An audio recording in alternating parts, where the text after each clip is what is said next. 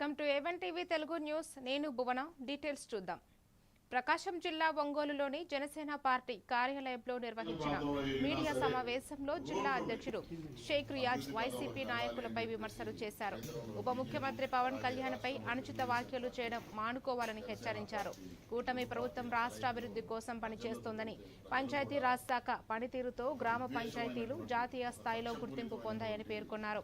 ప్రజల్లో తప్పుడు ప్రచారం చేయవద్దని వైసీపీ నేతలకు సూచించారు.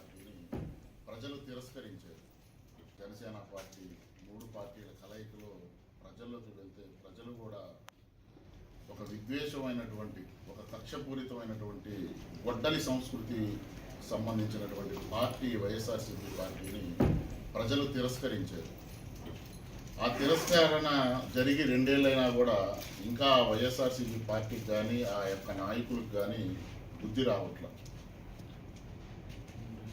ఏదో ఒకటి అవాస్తవ అందరిలో కూడా అందరూ అసహించుకునేటటువంటి వ్యక్తి ఎవడయ్యా అంటే పేర్ని నాని. ఆ వ్యక్తి మాట్లాడుతూ పవన్ కళ్యాణ్ గారి గురించి, ఆయన నిర్వహిస్తున్నటువంటి శాఖల గురించి అవాకులు చవాకులు పేలుస్తున్నారు.